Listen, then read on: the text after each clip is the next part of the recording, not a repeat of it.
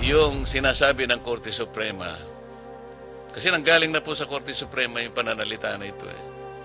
Any expense charged to a consumer by a private utility which did not inure to his benefit is unjustified and inequitable. Madam Secretary, this very nagging problem about system loss kasi nasa batas kasi ito eh. RA, nakalimutan ko na kung ano ito, 1078 ba ito? Kung nandun pa tayo. Nandun naman kasi. Pwede ba natin talagang tanggalin na yung system loss kung hindi naman masyadong malaking problema sa DOE ito?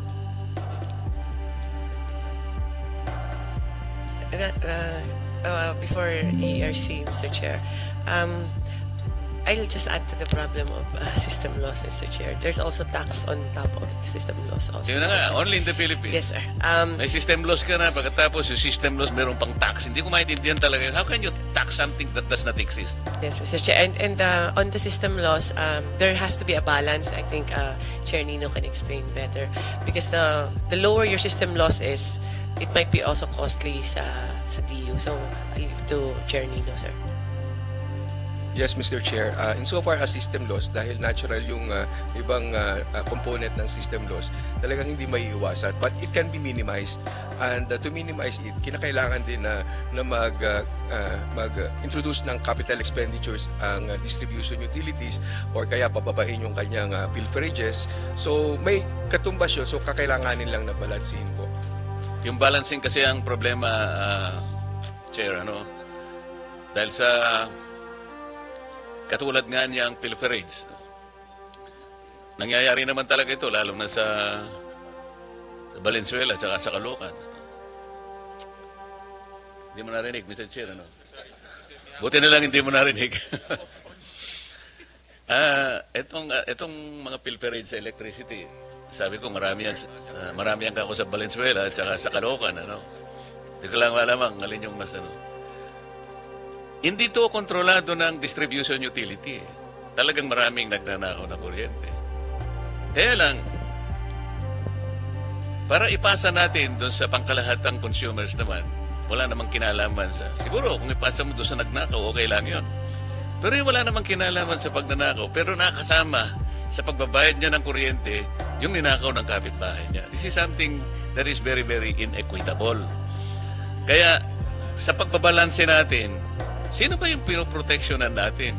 Yung gumagawa ng kuryente o yung gumagamit ng kuryente? That's the balancing factor eh. Sabi kasi ng Supreme Court decision dito, any expense charged to a consumer by a distribution utility that did not relate to his benefit is inequitable and unjustified. So pilferage, ninakaw ng kapitbahay niya, it did not inure to his benefit. Bakit niya babayaran? So, ito yung pinaka-problema eh. And let's talk about, mag-umpisa tayo para maunawaan nating lahat. Kayo po, ERC and NEA, interested kayo doon sa mga electric cooperatives, doon sa Uniform Reportorial Requirements or URR. Tama? Opo, tama po. Meron tayong pinatutupad na Yung pong distribution utility, nung bumili siya sa power producer, X amount, at nung makolekta niya, X amount, meron diferensya eh. Di ba? Tama po yun. So bumili siya sa supplier, nung singili niya yung binenta niya, hindi niya ma-maximize yung... Yun ang... Technically, yun ang system loss. Tama? Tama. Yun po yung konsepto natin ng system loss, yung difference ng kilowatt hours na sinupply ng mga suppliers ng isang distribution utility at saka yung kilowatt hours naman na naibenta ng distribution Kaya utility. nga, so ano po yun? Nasaan po yung problema? Maaaring yung nangolekta, hindi niya nakolekta ng tama. Maaaring yung iba, binulsa niya siguro. Pangkaraniwan ganun po eh. So, yung technical side po nito, sabi ng Meralco, for example, meron po talagang this is natural in this commodity. Tumaas ang voltahe, di ba? Pumusok, may nawala. Siguro nabalatan ng kuryente, lumabas ang kuryente. Sa layo mula doon sa generation to transmission hanggang doon sa kahuli-huli ang bahay na sinuplayan mo. Depende sa layo, di ba? O yun ang technical. Kaya lang sabi ko, pinipilit ko nga, bago ka naman nagpasya na gumawa ng kuryente, alam mo na ito eh. Di ba? Halimbawa, ikaw ang may-ari ng Meralco, Mr. Chair. Nung ginawa mo yung Meralco, pati yung iyong mga shareholders, alam nila na meron po kayong risk dito. Meron kayo talagang technical loss. Hindi nyo naman pinag-usapan, hindi, ipapasa natin sa ano. Hindi po eh. Na-recognize na ninyo from the time you decided to go into this venture, alam nyo na meron kayong technical loss. Yun ang punto. May mawawala at mawawala. Di po ba? Yung pong ating mga distribution utility kasi, Sumagot ka muna. may mawawala at may Yun. mawawala. Pero alam nyo po yun. Opo. Ngayon, nung alam po ninyo yun, bago kayo magpasya nagmuha ng kuryente, sa akin, these are calculated element of risks associated with business. Ang Tama negosyo po. po kasi ng ating mga distribution utility ay hindi gumawa ng kuryente, kundi ay maghatid lang. At sa kanilang paghahatid, may nawawalang kuryente at yung kanilang paniningil naman ay pinapastro lang nila yung gastos doon sa kuryenteng i-deliver sa kanilang distribution system at yung kuryente na aktual na naibenta nila sa mga kanilang customers. Yun nga po. Alam nila na bibili sila di ba? From generation, bibili sila doon. Tapos yung transmission, dadalhin sa kanya at siya naman ang magdadala sa household. Alam niya yun eh. May mawawala from generation, from transmission doon sa distribution utility at papunta sa household. Sa lahat ng dinaanan po ng kuryente na yon, alam niya na may mawawala. Opo, kaya nga po binabawi yun doon sa power cost niya. Dahil nga yung nawawalang yun ay may katumbas na halaga. At yun ay kasama doon sa kanyang gastos na maaaring mabawi as a pass-through cost sa kanyang mga customer subject to the cap. That was... So, punta tayo ngayon doon sa pagbabawi. Yung non-technical, nandun na yun. Yung nangungulekta, nagkamali ng pagkolekta. Yung hindi niya nabasa tama yung metro. Yung billing clerk, mali yung ganito. These are non-technical. Walang kasalanan po yung ano rito eh. Pati ba naman yun, ibabawi mo. Yung pong non-technical na pinag-uusapan natin dito ay yung karaniwan ay yung pilferages po. Kaya hindi na... So, paano po natin binabalanse yun? Kung hindi, halimbawa, nire-recognize nyo po rin, hindi maiiwasan, paano natin reasonably mababalanse para hindi mabigat sa tao? Yun po ay yung pag-aralan from time to time kung ano yung akmang cap na ipatutupad ng ating mga distribution utilities. So, mula po ng 2001, nung magawa yung EPIRA hanggang ngayon, 24 years later, gaano na po yung pag-aaral? Gaano na po ang effort natin sa pagbabalanse ng problemang ito?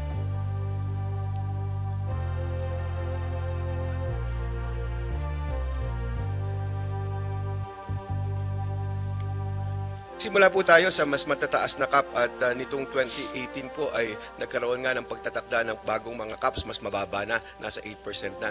Nagsimula tayo sa private distribution utilities na mga nasa 12%. Ngayon po ay nasa 8 na. Pero ang actual nila ay mas mababa pa ngayon kahit hindi naman na... Hindi po, ang pag-aralan siguro natin, hindi yung pagbabalanse. Tingnan natin, alin po ba ang ating binibigyan ng emphasis? Yun pong gumagawa ng kuryente o yung gumagamit ng kuryente? Kasi kung titingnan po ninyo yung mga financials ng mga gumagawa ng kuryente, mapa generation, mapa transmission, mapa distribution, hindi naman po sila nalulugi, sa totoo lang. Siguro kayo, dahil kayo ERC, karaniwan na sa inyo, makita nyo yung financials nila. Di ba? Sa isa sa mga resolution pa nga ninyo, naglagay pa kayo ng cap eh. For example, meron kayong cap dun sa kanilang yung equity whatever. Meron kayong nakalimutan ko yung term eh. Nag-set pa kayo ng ano eh, parang should be only 36 point something o 13.65% yung cap sa isang distribution utility. Meron po akong nakitang resolution ninyo eh. Pero pag tinignan nyo, hindi po 13.65%. Doon sa particular instance na yun, 22%. Sa mga kapatid, hindi po ninyo, hindi napapanagot eh. Kaya, saan po kayo na nakakita na distribution utility na nalugi? Hindi ba natin pwedeng pag-aralan? Halimbawa, Meralco. Nakita nyo na po ba yung return to equity ng Meralco kung gaano po yung percent? Sa ngayon po, magsisimula na kami ng rate reset, kaya matitingnan ulit kung ano yung nararapat na ipasingil sa kanila as part ng kanilang rates na weighted average cost of Di capital. po, sinasabi ko, kung halimbawa tinanggal natin ang system loss, kunwari lang pumayag na silang lahat at napag-aralan natin dapat nang tanggalan ng system loss kahit na private distribution, kahit na electric cooperatives o kahit na pa yung off-grid areas, blah blah blah. Di ba natin masusuri kung gaano ang impact, kung malulugi ba sila o hindi, gaano ang ikalulugi nila? Palagi ko, hindi sila malulugi. Yun lang po yung gusto kong makita. Let's say 20 billion peso per year na income nila. Lugi ba yun? May halaga po kasi may gastos itong nakatumbas itong system loss associated sa generation at saka sa transmission. Naintindihan ko, ang sinasabi ko po, yung kinikita po ng distribution utilities, kung aalisin natin yung malaking bagay po ba, mai-improvise ba sila kung talagang alisin na natin? Yun ang gusto kong makita po. Ngayon po kasi pass-through purely pass-through ang kanilang pangungulekta ng generation at transmission. Wala silang kita doon. So kung ano lang yung kanilang aktual na ginastos na inaalaw ng ERC, yun lang ang Hindi, kanilang yung pass-through po, yung silang nangungulekta sa generation and transmission. Kaya lang yung sa kanila, meron din silang cost na, ito po yung sinasabi natin. Ang ano po kasi, ang system loss, transmission lang at saka distribution utility, pinag-uusapan natin. Opo, pero ang sinisingil natin sa pamamagitan ng system loss charge ay yung halaga ng generation at transmission na katumbas ng nawawalang kilowatt hours po. Kaya't ito ay pinapass through din, subject to the cap. Kung ang Walang system loss sa distribution? Halimbawa, Meralco? Yun nga po yung nire-representa ng system loss na sinisingil ng ating mga distribution utilities. Ito ay yung para sa mga kilowatt hours na napapabilang doon sa system loss nila. At yung system loss na ito, ang component naman niya ay mayroong generation at mayroong transmission po. O palagay na natin gano'n ang pagkakaintindi po ninyo dyan. Generation, transmission, and distribution. Di ba sila pwedeng mag-usap-usap? Prorata natin yung loss na yan. Ikaw 20% ka, ikaw 25%, ikaw ganito. Para sa gano'n mawala na lang sa tao, para lang maipababa natin ang kuryente. Gano'n po sana yung philosophy na gusto kong mangyari. Pwede po kasi na itulak natin, i-push natin yung cost na yan sa mga generators. But eventually, kung ang mga generators naman ang mag-shoulder niyan, ipapasa din nila sa kanilang mga customers. So, pero mas akma na ito ay mapabilang doon sa parte ng retail right ng ating mga distribution utility. Kasi ito ay yung nangyayari ng cost within their franchise area at sa kanilang pagsusupply sa kanilang mga customer po. Kasi po, Mr. Chair, kapag gano'n yung pinakapupuntahan ng ating pag-uusap, talagang mahihirapan talaga. Mahihirapan. Pag hindi natin binuksan yung isip natin, hanapan po natin ang lunas. Dahil hindi po masusunod yung sinasabi ng Korte Suprema. Kasi nanggaling na po sa Korte Suprema yung pananalita na ito. Any expense charged to a consumer by a private utility which did not inure to his benefit is unjustified and inequitable.